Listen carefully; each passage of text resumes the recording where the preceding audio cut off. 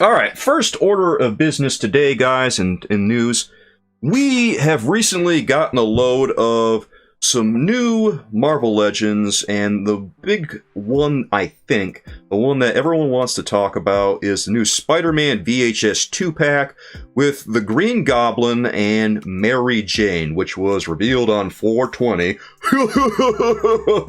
Yeah. Funny, I know. Funny. Alright, so I've got some thoughts about the Green Goblin here, definitely. The Green Goblin is pretty neat, I think, overall, but, you know, you look at the Green Goblin's head here, and it does look like Spider-Man the Animated Series. I like the pumpkin bomb they've got in his hands. The gloves that they've got on here are pretty cool, too. I think that his tunic looks okay. It looks reasonably lived in, so that it doesn't just look like they're putting more sunfire on him. Thank goodness for that. And then, of course, we see a little bit of something over here. I'm not sure how I feel about this little piece of plastic that they added here, because it feels kind of cheap to me that they added this piece of plastic right underneath his head. You know that's just going to be floating around, and it's going to be flipping all about. I wish that they would have gone the extra mile and rolled out the red carpet for Spider-Man's greatest villain, really, even though on Spider-Man the Animated Series, he wasn't really Spider-Man's greatest villain, because on Spider-Man the Animated Series, he was kind of a secondary character, a character that they didn't even introduce until the third season, because they decided to go with the Hobgoblin early on. They are missing a very critical thing, the scales, and I'm going to talk about that in a second. The Goblin Glider looks pretty good. I actually like this a lot better than the one that we saw for the Hobgoblin. It doesn't look anywhere near as awkward as that one did, so yeah. Looks really good here. Boots look pretty good too. Very much looks like Green Goblin in that regard, but there is something here that really bothers me. It's the arms and the legs. I don't like them because on Spider-Man the Animated Series, there's a suggestion of chainmail on the Green Goblin, and it's not overwhelming, and it's really subtle, but they still do it, and they usually did it on Spider-Man the Animated Series by using, like, hash lines, like what you see here. Here's the Green Goblin from Spider-Man the Animated Series. He's got those little hash lines there, and you see him depicted with those in various shots on Spider-Man the Animated Series to kind of simulate his chainmail. I still kind of like the colors, even though they are a little, very, very bright. Well, there's no little about it. They're very, very bright.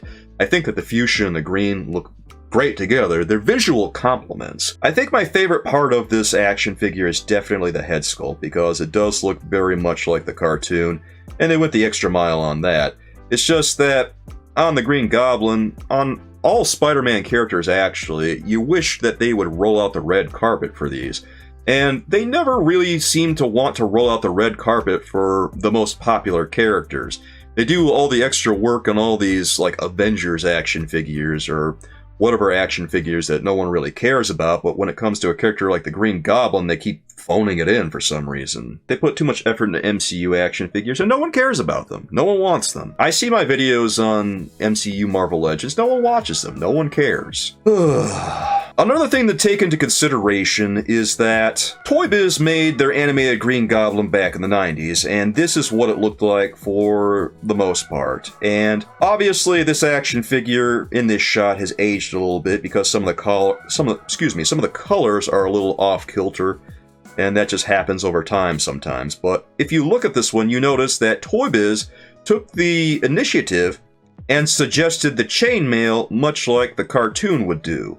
So they had all these little shots where they would suggest chainmail, and so Toy Biz did the same thing and made an action figure that was pretty accurate overall to what we saw from Spider-Man the Animated Series, although maybe not 100% because sometimes they still took liberties here and there. Toy Biz still put the chainmail on there. They didn't cover every inch of him with chainmail, but they did put it on there.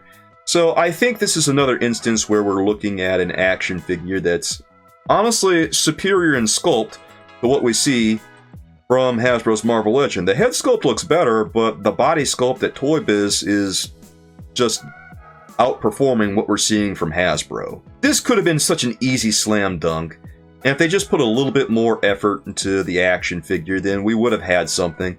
You don't really see the folds like this on Green Goblin. They just kind of use the body that they already came up with for previous Green Goblin and slap some stuff on him. So, here we are. Actually, is that just Bucky Cap? From this angle, it looks like Sunfire, but the more I look at it, the more I think it might just be Bucky Cap. Is that Bucky Cap? I think it's Bucky Cap, guys. Anytime they can cut corners, they always cut corners at Hasbro. From this angle, I think that, yeah, we're looking at Bucky Cap on the arms and legs. They pretty much just took the Hobgoblin and changed out the head. Oh, yep, that is just the Hobgoblin with a new head, I think. Well, actually, they've got this little piece over here underneath his head, so they added a little bit of something to him. And, of course, he also comes with an unmasked head of Norman Osborn. So, this is pretty neat. When we look up at this, he's got his typical look, and he looks very evil. His eyes look a little odd to me, don't they? His eyes, it almost looks like they're going a little cross-eyed there, so... I don't know. Maybe once we see a final production photo of it, once we see the figure released, it'll look a little bit better. He does look very evil. So I like that, and also his hairstyle looks cool as always. Hasbro puts everything into making their heads, but when it comes to making their bodies, they really put zero effort into it at all, practically. I want to get excited for it, but knowing that it's just more Hobgoblin, I like Mary Jane from this 2-pack a lot better. And this, I think, is a very, very nice Mary Jane. For me, Mary Jane is the reason to get this 2-pack, because that is Mary Jane from the TV show 100%. Everything looks pretty good on this one, and ironically, it feels like this is where most of the work went. Like, if you look up close, she's got some nice sculpting on her sweater, and then, you know, the folds right there. Her hairstyle looks perfect. Her face shape looks great. Her pants look very lived in. The boots look lived in. This is a really nice action figure, guys. I like Mary Jane way better than the Green Goblin. Is that weird? This is 100% the 1990s animated series Mary Jane.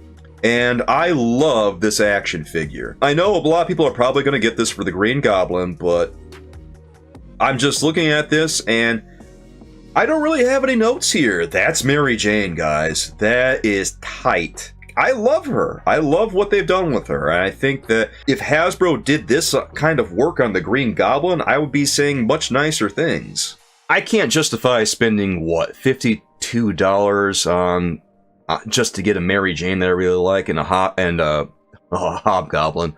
A Green Goblin that I really don't like all that well. If this Mary Jane were released separate, I would think about it. Because this Mary Jane is such a fantastic action figure.